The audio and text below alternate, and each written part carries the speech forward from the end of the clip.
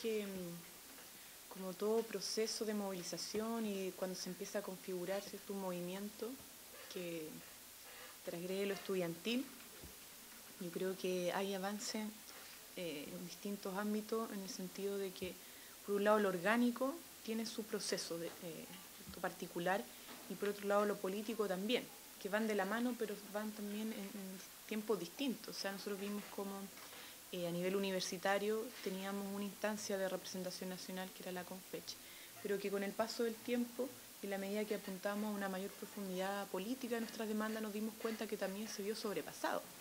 La CONFECH se dio cuenta que no representaba a todo el mundo universitario, faltaba todo el sistema privado, que al calor de las movilizaciones también vio la necesidad de poder organizarse, ¿cierto? Y en ese proceso están actualmente. Por otro lado, los estudiantes secundarios que no tienen una orgánica nacional, o sea, no la tenían en su inicio, también tenían muchas diferencias, ¿cierto? En la región metropolitana se veía con mayor evidencia, la asamblea de la ACES, por ejemplo, por otro lado, germen que se daba con las FEMES, de una necesidad de constituir una federación, y después de un tiempo se constituye una coordinadora nacional de estudiantes secundarios. Entonces, obviamente, habían tiempos distintos en lo orgánico, de maduración orgánica, ¿cierto?, en los distintos sectores que se están movilizando actualmente. Entonces, eso de alguna manera trajo como consecuencia en su inicio de que no estuviéramos trabajando a la par, o sea, que no tuviéramos instancia, por ejemplo, con quien interlocutar en el sector secundario, que fuera a nivel nacional, con los estudiantes de las universidades privadas o instituciones privadas en general tampoco. Y después ya alrededor de un mes, 2 meses, quizás se fueron constituyendo, se fueron levantando. Entonces, evidentemente, al principio esto avanzó en unidad en la calle, pero en lo orgánico, en las discusiones también que se daban, era muy difícil establecer una unidad real. Y de alguna manera, sí, en lo político el avance nos fue obligando a confluir en puntos comunes. O sea, todos fuimos de reivindicaciones como de carácter más gremiales a planteamientos políticos más de fondo, y eso fue lo que de alguna manera nos unificó. El Colegio de Profesores, claro que tenía ya un trabajo realizado, y por eso fue más fácil también el contacto con demandas claras, una propuesta de nueva institucionalidad, desde el año pasado que también se venía movilizando por esto de la Ley de Calidad y Equidad, con lo cual también tuvimos relaciones, las idas al Congreso, por ejemplo, relaciones con la CONFECH. Entonces, de alguna manera, no ha sido un trabajo fácil poder aunar, sobre todo en una instancia como más orgánica quizá, de confluencia, pero sí, hoy día vemos cómo nuestras demandas sí son compartidas por todos los sectores. O sea, la CONFECH tiene un petitorio ya que se viene trabajando de hace tiempo, bueno, que es con planteamientos y demandas casi históricas. Los estudiantes secundarios centrados principalmente en la estatización o desmunicipalización, pero que sean hacia manos del Estado, que es esta nueva administración, y donde incorporan cambios constitucionales y temas ya de cambio estructural en el sistema económico y en cómo se distribuyen finalmente los recursos, que tienen que ver con la renacionalización. El Colegio Profe muy también de la mano con los secundarios en el sentido de la demanda de la desmunicipalización. Y ahora nosotros lo que estamos trabajando de alguna manera y que hemos compartido en relación a las demandas, por ejemplo, de reforma tributaria, cambios constitucionales, etcétera, estamos trabajando por materializar de alguna manera mucho más concreta una nueva plataforma, ¿ya? Porque es un diagnóstico compartido el hecho de que no hemos visto mucho en las calles y convocamos, etcétera, y vemos unidad marchando, ¿cierto? Pero no hemos tenido ningún espacio de encuentro real para poder levantar propuestas de manera unificada de todos los sectores movilizados. Y eso es como el desafío que tenemos en este momento y por lo cual hemos estado trabajando, que tiene que ver también con el escenario de que se pronuncie por parte del presidente de la República el gran acuerdo nacional. Nosotros dijimos, bueno, es necesario que haya un acuerdo social, que realmente represente las demandas de todos los sectores que se han movilizado. Y eso hoy día se refleja en esta construcción que estamos tratando de armar, que es la plataforma de los actores de la educación para construir un gran acuerdo social por la educación.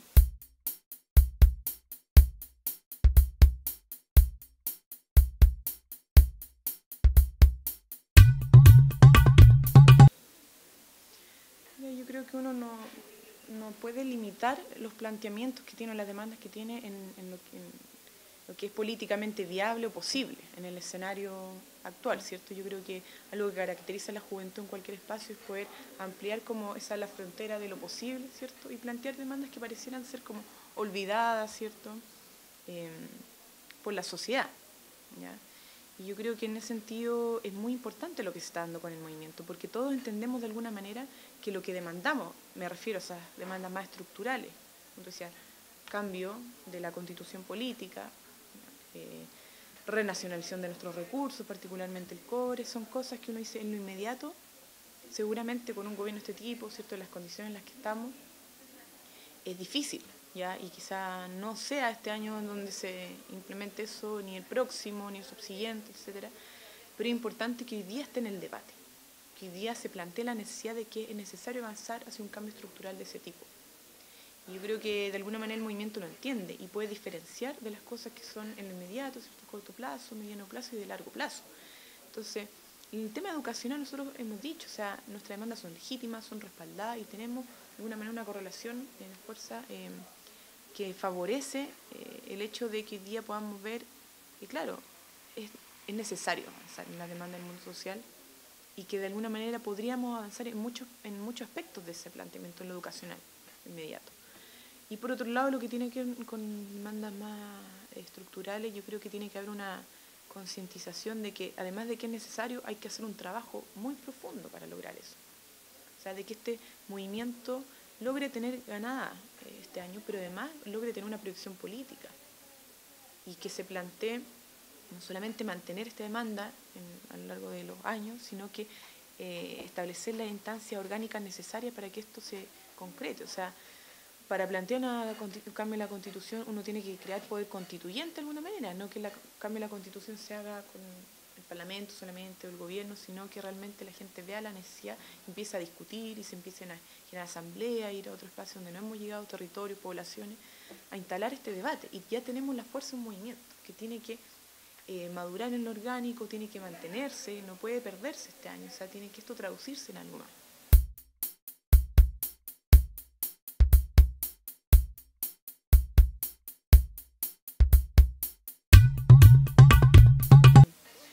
Sí, mira, yo creo que hoy día estamos en un momento muy definitorio. La verdad es que es complejo el escenario porque por un lado tienes un movimiento muy fuerte, cierto, histórico, masivo, transversal, político, que genera mucha expectativa y mucha esperanza en la gente que está trabajando por esto. O sea, nadie de partida quiere irse sin nada, o sea, nadie quiere volver a clase sin haber ganado algo porque cree que en un próximo año no va a poder levantar ningún movimiento porque sabe una frustración muy grande. Pero por otro lado está la convicción de que no queremos cosas superficiales, no queremos maquillaje porque también por algo nos hemos esforzado tanto por levantar este movimiento para lograr cambios profundos y siempre lo hemos planteado así. Pero también tenemos un escenario sumamente complejo, o sea, un gobierno que insiste en mantener el modelo, ¿cierto?, con unos cambios superficiales que muestra, yo no sé si consciente o inconscientemente, su postura ideológica de manera muy poco inteligente, diría yo. O sea, que el presidente de la República haya dicho que la educación era un bien de consumo, poco estratégico plantearlo, todos sabemos que piensan eso, pero como reafirmarlo de esa manera en un momento que está justamente cuestionándose la postura ideológica, es complejo. Entonces te da la sensación de que es muy difícil cambiarlo, por más que en sectores de la concertación quieran ponerse ahora del lado del mundo social, por las desconfianzas que hay, o sea, en pronunciamiento a lo mejor de palabras, pero en el momento de hacer acuerdo entre cuatro paredes o de legislar puede salir otra cosa. Entonces, yo creo que hoy día el movimiento estudiantil se debate en eso, o sea, aguantar sin transar, ¿cierto?, aunque no consigamos nada, y poder mantenerse en el fondo no sin traición alguna, o realmente avanzar en puntos que sean a lo mejor ganancias tácticas para el movimiento que permitan hacerlo resurgir el próximo año. Entonces yo creo que claramente estamos en un momento así definitorio porque, querámoslo o no, se estaban haciendo avances. O sea, el nuevo ministro se estaba reuniendo con varios actores, está generando alrededor de él quizá un respaldo, y yo creo que tenemos que tomar decisiones rápidas. ¿Ya? Yo creo que de alguna manera, como te decía anteriormente, una luz que vemos nosotros, esto del acuerdo social que queremos trabajarlo rápidamente, que se discuta, con eso es una nueva interpelación al gobierno, al Parlamento, y ya un poco poner nuevo ultimátum, de alguna manera, que yo creo que sería la última carta bajo la manga, y la otra idea que se está barajando, el tema del plebiscito, la consulta. De alguna manera nos va a permitir, a lo mejor, no avanzar en términos concretos, pero sí legitimar una posición de una mayoría, ya que plantea la necesidad de que, primero, nuestras demandas son justas, son necesarias, y por otro, que se está cuestionando la capacidad que tiene el Ejecutivo y el Parlamento de atender a las reivindicaciones propias de un mundo social que tiene claro cuáles son sus derechos.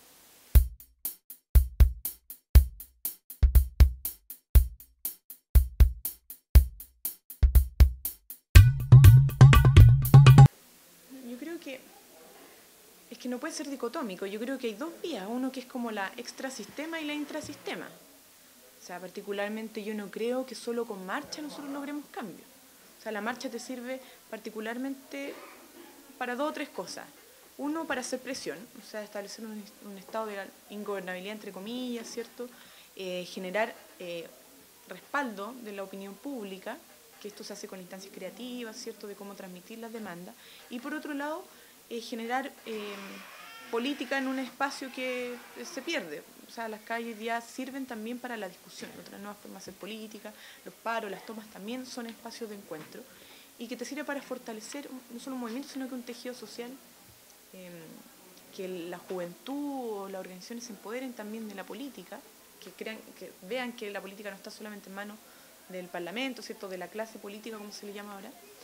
Entonces, esos tres aspectos son importantísimos y que se juegan más en el lado del extrasistema, diría yo. Y por otro lado está el trabajo que uno tiene que tener de modo de incidencia política, que es al interior del sistema, de la institucionalidad. Yo creo que nosotros no podemos olvidarnos de eso.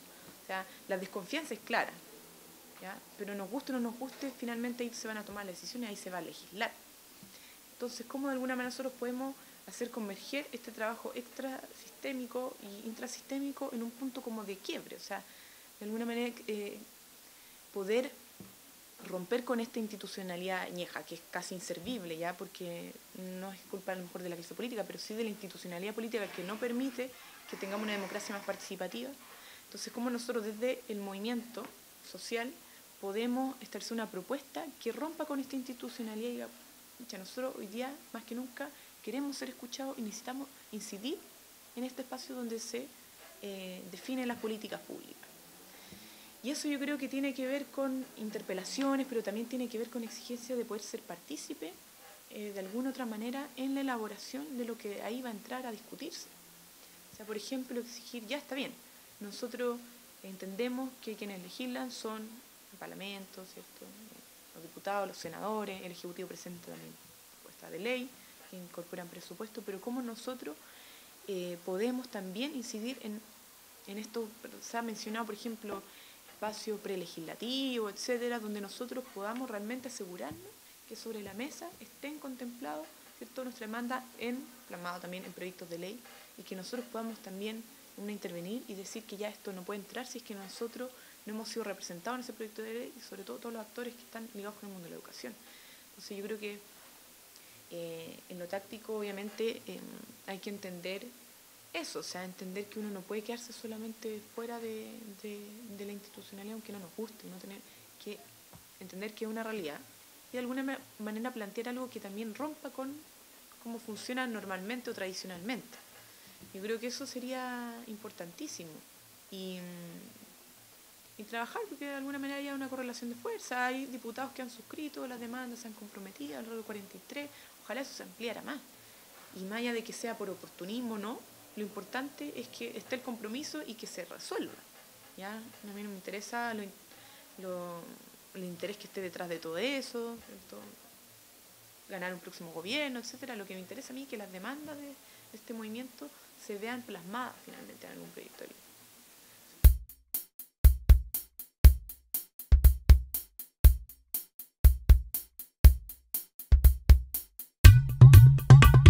Yo creo que hemos abordado temas, pero es que yo creo que hay muchos factores, porque no son temas nuevos tampoco, ¿ya? Pero bueno, cambio de gobierno, un desgaste muy grande, una frustración muy grande de la ciudadanía en general, entonces hay cuestiones que se han acumulado que también han detonado esta explosión. Pero yo creo que hay dos temas que son importantes y que se ha abordado con este movimiento y que hacen sentido a la gran mayoría de gente. O sea, el tema de la educación es algo que nadie puede estar ajeno. O sea, el tema del endeudamiento que afecta a todo el mundo, porque no es solamente la defensa de la educación pública, sino que terminan con el endeudamiento de todas las familias que tienen a su hijo en el sistema privado, que se lucra finalmente, y por producto de eso también existe endeudamiento, no solo en la universidad, sino que también de la banca privada.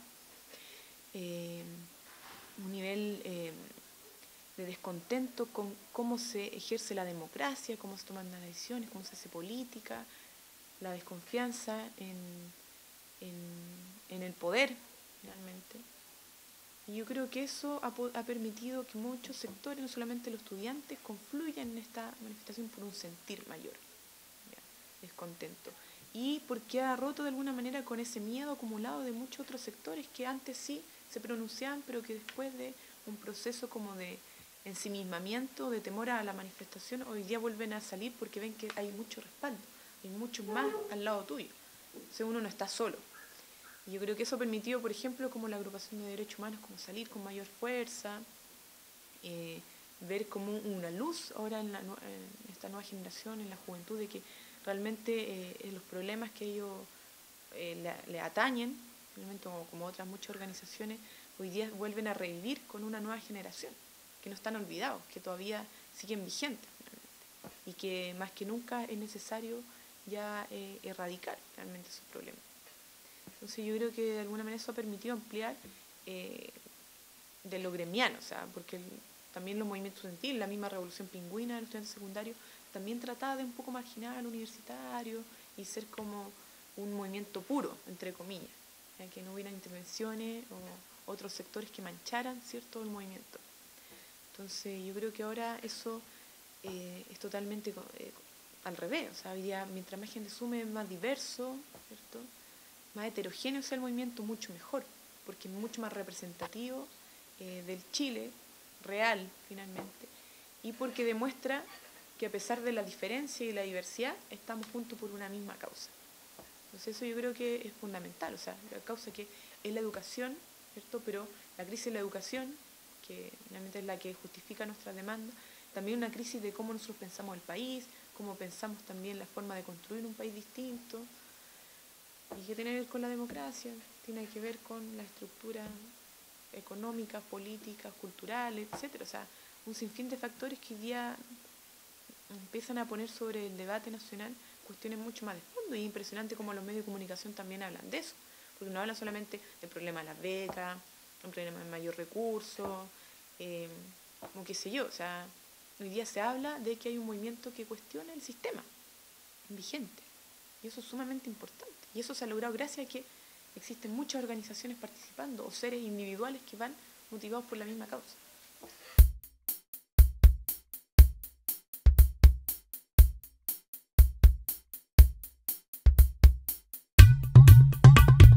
Mira, yo creo que nosotros conocemos, o sea, como tú decías, algo que nunca se ha perdido, siempre ha estado. De alguna manera nosotros ya teníamos conocimiento de que eso sucedía, ahora se ha evidenciado mucho más a raíz del programa del día de ayer.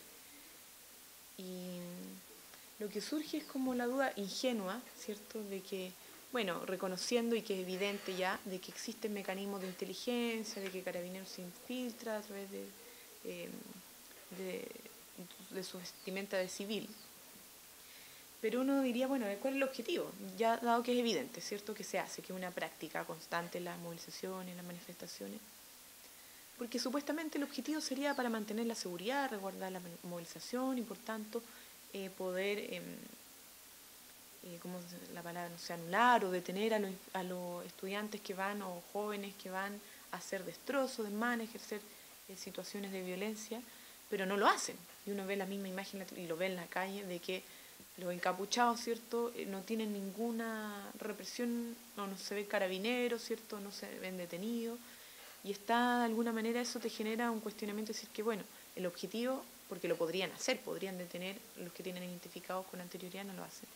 El objetivo tiene que ser otro, entonces. El objetivo realmente es o incentivar la violencia, o hacer persecución, seguimiento, tomar registro de quienes están conduciendo esto, etcétera. O sea, realmente eso es preocupante y el movimiento, obviamente, estudiantil en general rechaza abiertamente. O sea, no puede ser que en un supuesto como Estado de Derecho hoy día nos veamos perseguidos, ¿cierto?, por por querer manifestarnos. Entonces yo creo que ahí hay mecanismos legales a los cuales acudir, ¿ya? Que ya finalmente se mostró el día de ayer también de que es ilegal el hecho de que un carabinero vestido civil no reconozca que es un carabinero, así se mostró. Y ahí, bueno, está en cierta iniciativa, levantar algunas querellas, etcétera. Yo creo que vamos a tener que hacer algo, porque nosotros no nos podemos quedar de brazos cruzados, permitiendo que tengamos un nivel de persecución, de que no intervengan los celulares, que a mí también me intervienen, entonces, y muchos otros dirigentes se lo hacen. Entonces realmente es una práctica que nosotros no podemos seguir permitiendo y aguantando en una supuesta democracia.